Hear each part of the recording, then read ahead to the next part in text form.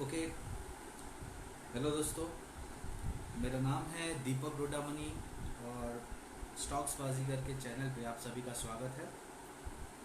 तो दोस्तों, हम लोग बात करेंगे शेयर मार्केट्स में इस वीक जो भी हुआ उसके बारे में। आपने देखा होगा कि ये वीक में निफ्टी ने 9,544 का भी एक लेवल देखा है और 10,200 के 200 के ऊपर 280 के ऊपर भी ये गया है। तो एक काफ़ी बड़ी रेंज हमने इस वीक में मार्केट में देखी है। जब तक हमको एक राइट अर्निंग्स नहीं मिलेगी, जब तक एक प्रॉपर इकोनॉमी में ग्रोथ नहीं मिलेगा, तब तक ऐसे ही बड़े बड़े रेंज में हमको मार्केट दिखेगा। और इसलिए इम्पोर्टेंट ये है कि हमको हमेशा थोड़ा स्टॉप लॉस लगा के ही काम करना है। अननेसेसरी रिस्क लेने से हमको बचना है। तो दोस्तों, मैं वन बाय वन एक एक टॉपिक में आज डिस्कस करूंगा। सबसे पहले मैं बात करना चाहूँगा रिलायंस की। आप सभी को पता है कि रिलायंस फ्राइडे के सेशन में अराउंड 7% तक ऊपर था। जब रिलायंस काफ़ी साल तक 800 साढ़े 800 के रेंज में घूम रहा था, उस वक्त उसको कोई देखना भी नहीं चाहता था। और आज का डेट ऐसा है कि 1700 के ऊपर स्टॉक जाने के बावजूद भी लोग उसमें बढ़ कर डिलीवरी में बाइंग ले रहे थे। तो ये इसलिए हो रहा है क्योंकि जो जियो है, उसका जो जियो प्लेटफॉर्म्स आ रहा है वो एक डिस्ट्रप्शन लाने वाला है। और इसके बारे में मैं पहले भी बात कर चुका हूँ।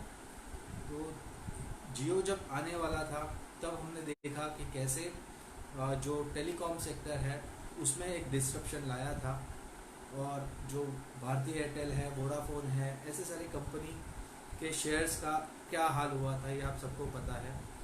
उनका बिजनेस पूरा चौपट हुआ था क्योंकि जियो ने लगभग 1 साल तक अपने सर्विसेज पूरी फ्री में दी और अपने नेटवर्क को बढ़ाया, आरकॉम का भी स्पेक्ट्रम यूज़ किया और इस लेवल तक उसने क्लाइंट्स ले लिए कि जो डेटा पे जो बिजनेस चलते थे एयरटेल के और वोडाफोन आइडिया वगैरह के, तो वो पूरा घाटे में जाना शुरू हो गए। डेटा ही सबसे बड़ा गेम चेंजर था क्योंकि दिन का एक डेढ़ GB डेटा जियो में फ्री मिलता था। और जब ये लॉन्च भी किया था तब मुकेश अंबानी ने अपने विजन में भी ये बोला था कि data is the new oil. तो मतलब रिलायंस का अगर आप पहले से देखोगे तो एक ही स्ट्रेटजी रहा है कि ऐसा कोई प्रोडक्ट बेचो जो मास लेवल पे डिस्ट्रप्शन ला सके एक पर्टिकुलर इंडस्ट्री में। और वैसा उनको पहले पेट्रोकेमिकल मिला, रिफाइनरी में उनके डैडी ने, धीरू भाई अंबानी ने काम शुरू किया।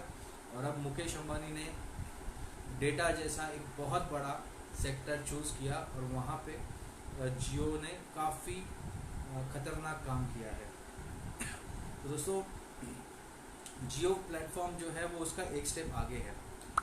आप सभी को पता है कि बहुत सारी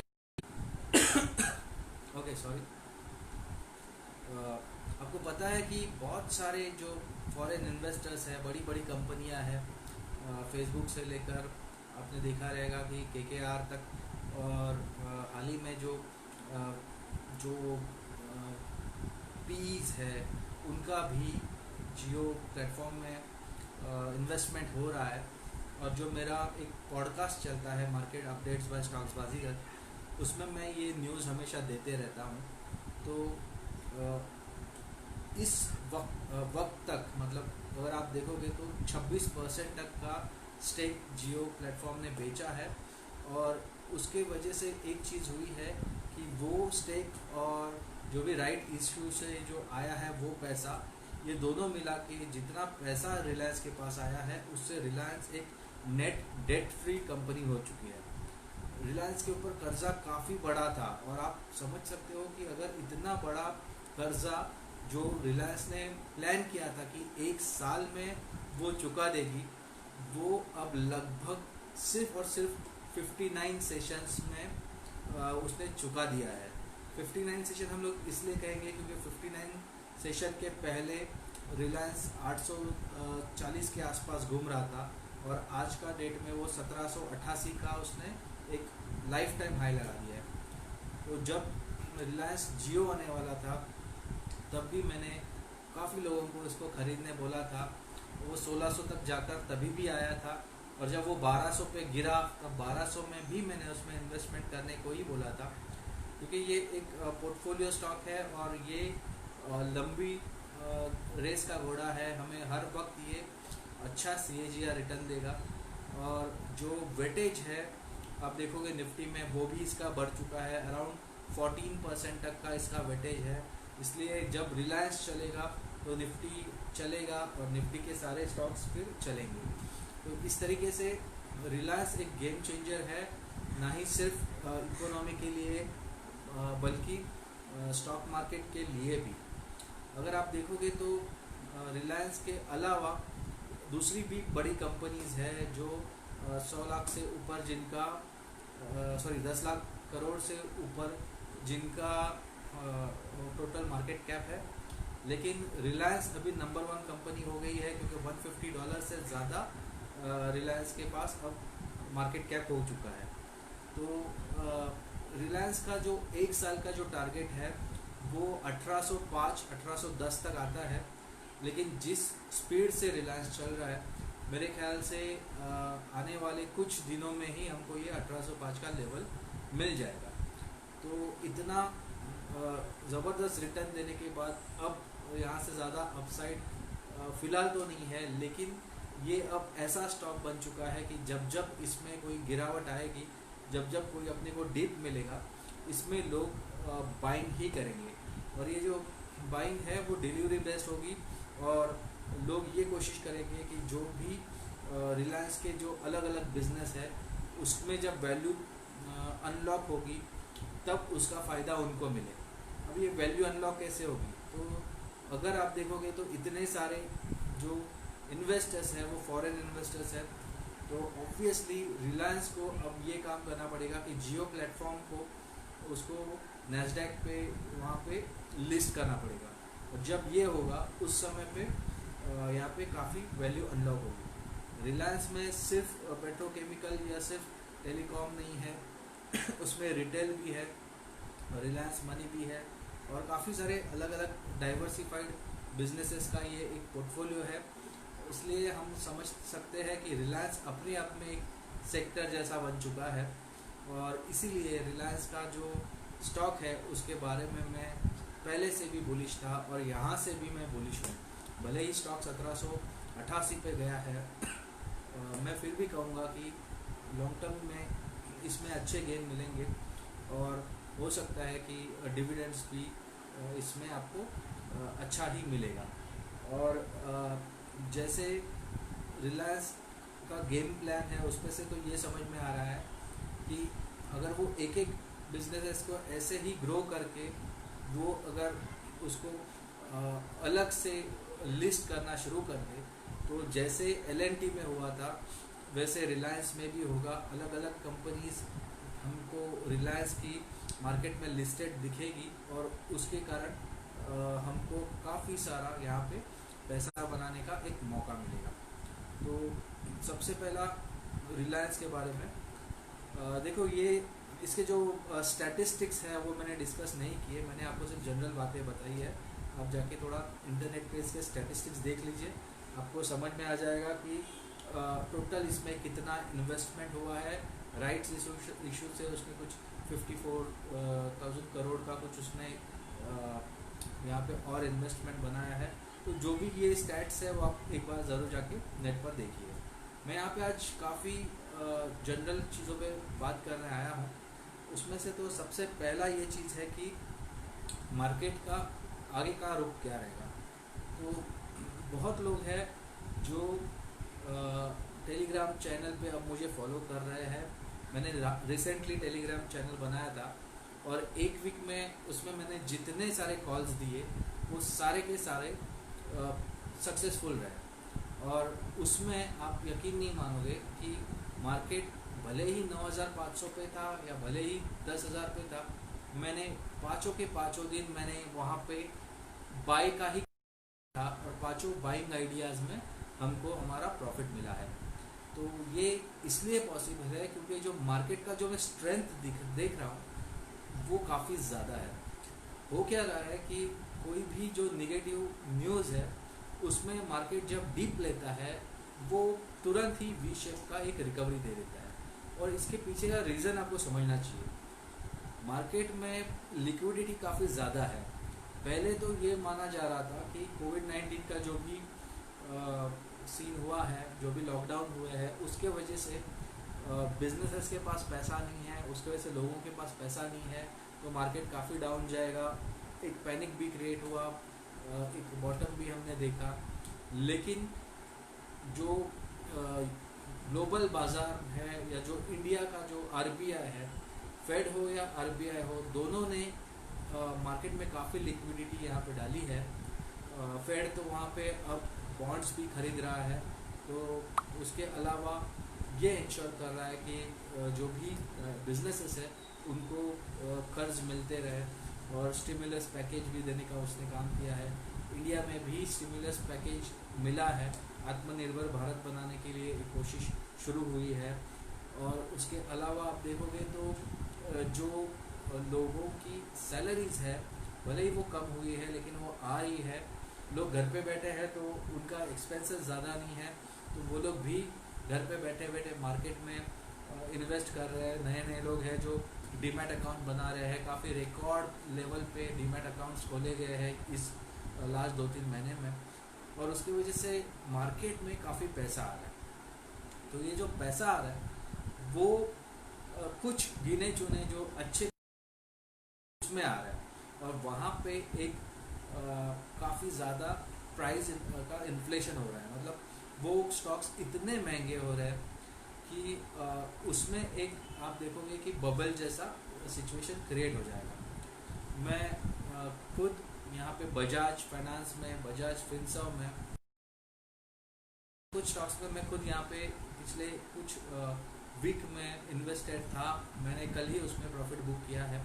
तो ये जो अच्छे अच्छे स्टॉक्स है उसमें काफ़ी यहाँ पे पैसा बना है और कुछ आने वाले दिनों में भी बनेगा। तो उसके वजह से हो क्या रहा है कि जितना भी पैसा कुछ गिने चुने स्टॉक्स में लग रहा है वो मोस्टली निफ्टी 50 के है। निफ्टी 50 में सिर्फ 5 या 10 स्टॉक ऐसे होंगे जो ब्लू चिप कैटेगरी में आते हैं, जहां हमको सच में CAGR रिटर्न्स लॉन्ग टर्म के लिए भी अच्छा मिलेगा। इसलिए जब वो 4-5 स्टॉक्स अच्छे चलते हैं तो ऑब्वियसली निफ्टी ऊपर जाता है। हमको भी देखना ये है कि बाकी का मार्केट में क्या है। तो बाकी का मार्केट में जो मिड कैप्स है, स्मॉल कैप्स है, उसमें भी बाइंग है, लेकिन लोग उसमें कॉशियस है। उसमें आप देखोगे कि जब जब मार्केट ऊपर आता है वहाँ पे वो लोग प्रॉफिट बुक करना नहीं बोलते। वहाँ पे जो बड़े इन्वेस्टर्स हैं वो आज भी कैश पे बैठे हैं, वो लोग यहाँ पे इन्वेस्ट नहीं कर रहे। इन्वेस्ट कौन कर रहा है? इन्वेस्ट यहाँ पे FIIs कर रहे हैं, इन्वेस्ट यहाँ पे रिटेल इन्वेस्टर्स कर रहे हैं। DII सिर्फ तब इन्वेस्ट करते हैं जब FIIs सेल करते हैं, और उस टाइम पे DIIs मार्केट को थोड़ा जो इंडेक्स है उसको मैनेज करने के लिए बाइंग कर रहे हैं। तो इस तरीके से एक निफ्टी 50 में एक मैनिपुलेशन हो रहा है, और मैं समझता हूँ कि ये ज़्यादा दिन नहीं चल सकता, क्योंकि कभी ना कभी जो इकोनॉमी है, जो कंपनीज का अर्निंग्स है, जो रियलिटी है, उसको हमको फेस करना पड़ेगा, और उस दिन ये जो स्टॉक्स है ये फिर से क्रैश करेंगे। और इसीलिए मैं हमेशा जो भी ट्रेड कर रहे हैं उनको यही सलाह देता हूँ कि आप बिना स्टॉप लॉस के बिल्कुल काम ना करें, क्योंकि ये मार्केट वैसा नहीं है। इसमें वोलेटिलिटी काफ़ी ज़्यादा है। Fear index, fear and greed का जो इंडेक्स होता है वो भी काफ़ी आप देखोगे वोलाटाइल होता है। एक एक दिन में मार्केट दोनों तरफ के मुंह देता है, दोनों तरफ के स्टॉप लॉस हिट कर देता है। ट्रेडर को वोलेटिलिटी पसंद है, लेकिन बहुत बार ऐसे होता है कि वो लोग भी ठीक से इसको पकड़ नहीं पा रहे हैं। टेक्निकल लेवल्स कभी कभी काम नहीं आते जब मार्केट सिर्फ सेंटीमेंट्स पे चलता है या कुछ न्यूज़ पे चलता है। तो जब चाइना का न्यूज़ आया, इंडो चाइना जो टसल हुआ उसमें हमारे भी कुछ लोग शहीद हुए, उनके भी कुछ लोग मारे गए। तो उस समय आप देखोगे तो मार्केट काफ़ी वोलाटाइल हुआ था, एक वायलेंट मूव उसने दिया था। लेकिन दूसरे ही दिन जैसे एक बताया गया सरकार द्वारा कि ऐसा कुछ नहीं है कि ये एस्केलेट होगा, और उन्होंने एक पर्दा डालने की कोशिश की है सब जो भी हुआ उसके ऊपर। उसके बाद फिर मार्केट फिर से रिकवर हुआ, और कल का फ्राइडे का दिन में जब रिलायंस ने लीड करना शुरू हुआ तो 10,200 के 50 के भी ऊपर मार्केट जाके बंद हुआ। तो दोस्तों इम्पोर्टेंट ये है कि अब आप देखोगे तो जो बुलिश क्रॉस ओवर है MACD में भी, एंड जो RSI भी 70 की तरफ बढ़ रहा है, तो जो टेक्निकल इंडिकेटर्स है वो तो मुझे यही बता रहे हैं कि मार्केट अब 10,600 तक भी जा सकता है। 10,600 ये मैंने मैक्सिमम पकड़ा है। अब उसके बाद हमको फिर से एक बार रिव्यू लेना पड़ेगा कि वहाँ से मार्केट करेक्ट होगा या फिर से और बढ़ेगा। लेकिन अगर कुछ न्यूज़ आती है फॉरेन फ्रंट पे या फिर डोमेस्टिक फ्रंट पे, तो हो सकता है कि मार्केट उतना ऊपर ना जाए और 10,500 के पहले ही वो वहाँ से एक रिवर्सल देना शुरू करे, क्योंकि जो ऑप्शन का जो ऑप्शन चेन का जो डेटा है वो भी ये सजेस्ट कर रहा है कि अब 11,000 पे भी अब बहुत लोग कॉल्स को राइट करना शुरू कर दिए हैं। बहुत लोग ने वहाँ पे एक पोजीशन बनाई है, हेजिंग की है कि 10,500 से लेके 11,000 तक मार्केट ये कोई भी लेवल में जाकर वहाँ से वो रिटर्न मार सकता है। तो इसलिए वो भी पोजीशंस अब खुलने लगे हैं। तो इसलिए इम्पोर्टेंट ये है कि आप मार्केट में जब भी काम करो तो स्टॉप लॉस लगा के ही काम करो, और ये देखो कि आप कौन सा स्टॉक्स में इन्वेस्ट कर रहे हो, क्योंकि बहुत सारे स्टॉक्स हैं जो फंडामेंटली काफ़ी ख़राब है, उसको सिर्फ ट्रेडिंग पर्पस के लिए लोग ले रहे हैं और उसको बेच रहे हैं। जैसे इंडसइंड में हुआ, इंडसइंड 398 से चल रहा है, 520 तक वो जाकर आया। वहाँ से कल ही जब सारा मार्केट ऊपर था उसमें 3.5% का एक गिरावट आया। तो कहने की बात यह है कि अच्छे फंडामेंटल वाले स्टॉक्स पे ही आपको नज़र रखना है, उसमें भी जिसमें ज़्यादा चाल हो चुकी है, ऐसे चाल से आपको बचना है। मोमेंटम ट्रेडिंग करना मैं समझता हूँ इस वक्त खतरे से खाली नहीं है, क्योंकि जो वोलेटिलिटी है वो अगर बढ़ गई तो ये स्टॉक कितने जल्दी नीचे आएंगे, आपका स्टॉप लॉस कितना डीप आप लगाओगे तो भी कैसे वो हिट होगा, ये सारी चीज़ें हम अभी गेस नहीं कर सकते। दोस्तों मार्केट एक ऐसा एवेन्यू है जहाँ पे पैसा सिर्फ उनका बनता है जो लोग के पास काफ़ी पेशेंस है। मार्केट बहुत ही बोरिंग चीज़ है, जिसके लिए मार्केट एक्साइटमेंट वाला चीज़ है, और जो जिसको इसमें मज़ा आता है वो यहाँ पे कभी नहीं कमा सकता। इन्वेस्टिंग काफ़ी धीमा एक प्रोसेस है, जिसमें हमारा पैसा जैसे एक पेड़ ग्रो होता है धीरे धीरे वैसे ग्रो होना चाहिए। और इसीलिए मैं हमेशा एक चीज़ हमेशा बोलता हूँ कि आपको इन्वेस्टर बन के रहना चाहिए, आपको हो सके तो ट्रेडिंग से दूर रहना चाहिए। तो मैं समझता हूँ कि ये काफ़ी लंबा वीडियो हो रहा है, तो आज के लिए इतना ही काफ़ी है। अगर आपके पास कुछ क्वेश्चंस हो तो आप मुझे पूछ सकते हो।